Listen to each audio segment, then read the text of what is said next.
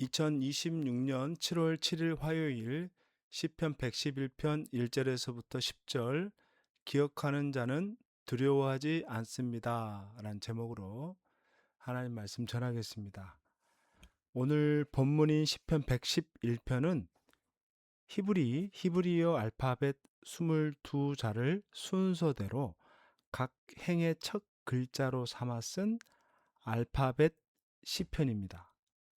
처음 글자부터 마지막 글자까지 빠짐없이 담아냈다라는 것은 하나님의 행하심을 처음부터 끝까지 남김없이 기억하고 찬양하겠다라는 그런 시인의 결단이라 할 수 있습니다. 이 시편을 관통하고 있는 핵심적인 동사가 있는데 바로 4절에 보면 기억하게 하셨으니 5절에 기억하시리로다입니다. 히브리어로는 자카르인데요. 기억하다. 하나님이 우리를 기억하시고 우리가 하나님을 기억할 때 무슨 일이 일어나는지 오늘 말씀을 통해 발견하기를 원합니다. 먼저 하나님은 우리를 기억하십니다. 4절과 5절 그의 기적을 사람이 기억하게 하셨으니 여호와는 은혜로우시고 자비로우시도다. 여호와께서 자기를 경외하는 자들에게 양식을 주시며 그의 언약을 영원히 기억하시리로다. 여기서 기억하게 하셨으니 이 말씀은 수동형입니다. 수동형. 그분의 기이한 일들이 스스로 기억될 수 있도록 만들어 두셨다라는 뜻입니다. 하나님은 자신이 행하신 놀라운 일들이 잊혀지지 않도록 역사 속에 새겨 두셨습니다. 출애굽의 기적, 광야의 만나, 르비딤 반석에서 물이 나오게 하신 것, 홍해 바다를 갈라지게 하는 것, 이 모든 것이 단순한 사건이 아니라 하나님이 의도적으로 기억하게 하신 증거들이다. 5절을 보면 여호와께서 자기를 경외하는 자들에게 양식을 주시며 그의 언약을 영원히 기억하시리로다. 하나님이 언약을 영원히 기억하신다. 그렇게 선언합니다. 신실한 남편이 혼인 서약을 기억하고 그 약속대로 살아가는 것처럼 하나님은 아브라함과 이삭과 야곱과 모세와 다윗에게 세우신 언약을 영원히 기억하신다. 수천 년이 지나도 우리가 그 약속을 잊어도 하나님은 잊지 않으신다. 이 하나님의 기억하심, 이거는 단순한 뇌 활동이나 과거를 회상하는 그런 정도의 수준이 아닙니다. 하나님의 기억은 곧 행동입니다. 우리를 구원하시는 행동이에요. 하나님이 노아를 기억하셨다라는 것은 홍수를 그쳤다는 거예요. 아브라함을 기억하셨다라는 것은 조카 롯을 소돔에서 건져내셨다는 겁니다. 라헬을 기억했다라는 것은 그의 태의 문을 여셨다는 거예요. 행동이에요. 하나님의 기억은 행동이다. 때로는 고난이 길어지고 기도의 응답이 지연될 때 우리는 하나님이 나를 잊으신 것이 아닐까 하면서 두려워할 수 있습니다. 그러나 하나님은 절대로 놓치지 않습니다. 우리를 향한 구원의 언약을 영원히 기억하고 계신다. 그 신실하신 하나님의 그 기억하심이 우리의 가정을 살리고 우리 교회를 붙들고 계심을 믿으시기를 바랍니다. 두 번째, 기억은 두려움을 경외감으로 바꿉니다. 2절과 3절 여호와께서 행하시는 일들이 크시오니 이를 즐거워하는 자들이 다 기리는도다. 그의 행하시는 일이 정기하고 어미하며 그의 의가 영원히 서 있도다. 여기서 기리는도다로 번역된 히브리어는 다라쉬입니다. 추구하다, 찾다라는 의미입니다. 하나님이 행하신 일들을 우리가 깊이 추구하고 찾아가고 탐구하는 그러한 삶, 이것이 시인이 말하는 예배의 삶입니다. 3절은 그 이유를 말합니다. 그 행하시는 일이 존귀하고 어미하며 그의 의가 영원히 서 있도다. 그 의가 영원히 서 있도다. 하나님이 행하신 일들은 영광스럽고 위엄이 있으며 그분의 의로우심은 영원히 변하지 않는다는 겁니다. 이것을 기억하는 자가 어떻게 되는가? 10절에 말합니다. 여호와를 경외함이 지혜의 근본이라. 그의 계명을 지키는 자는 다 훌륭한 지각을 가진 자이니 여호와를 찬양함이 영원히 계속되리로다. 여기서 경외함이라는 단어가 중요합니다. 이 단어는 두려워한다는 단어와 경외한다는 단어에 두 가지 의미가 있습니다. 같은 단어인데 어떤 차이가 있느냐?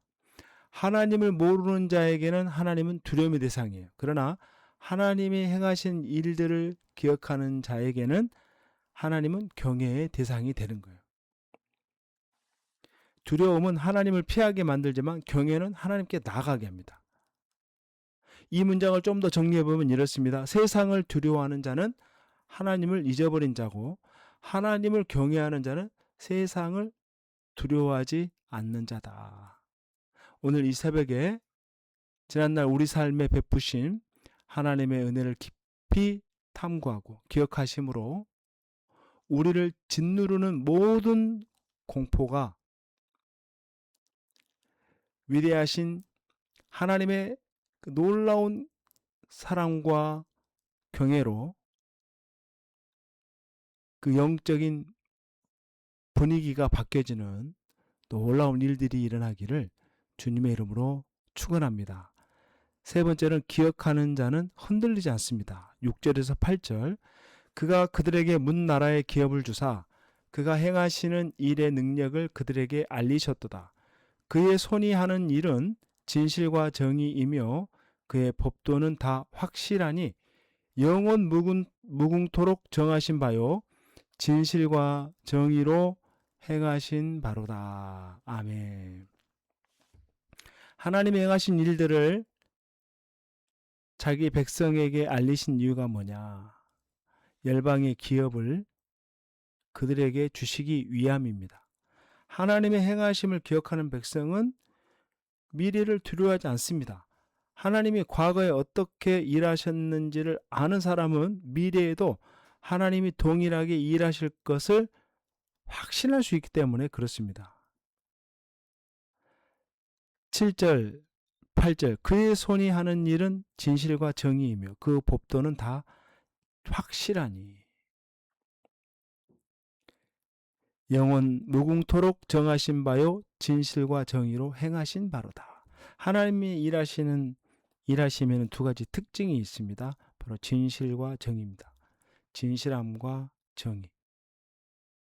예, 흔들리지 않는 그 진리 그리고 변하지 않는 신실함.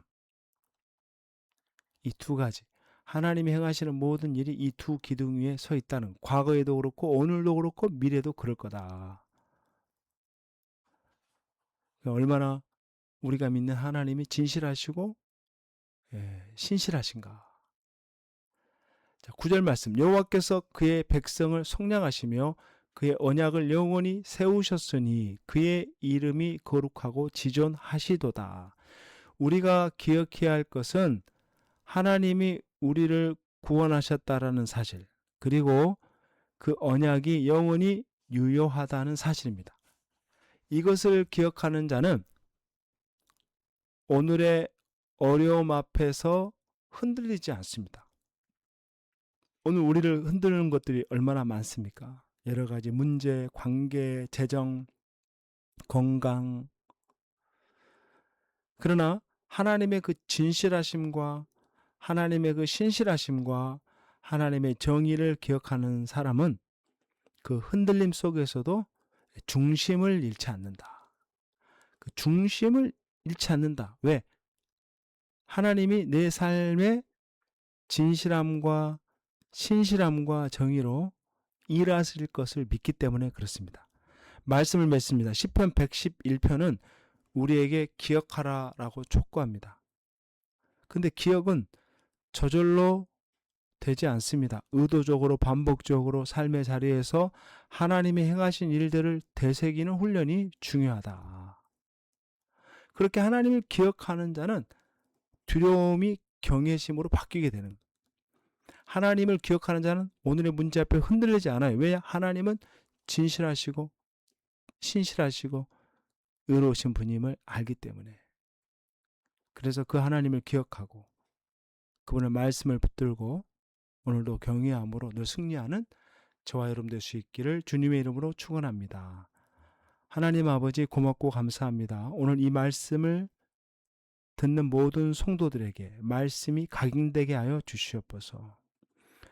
하나님은 우리를 기억하시고 하나님과 맺은 언약을 영원히 붙드시는 하나님의 신실하심, 하나님의 행하신 크신 일들을 날마다 기억하며 그 기억이 우리의 두려움을 경외로 바꾸게 하여 주시옵소서.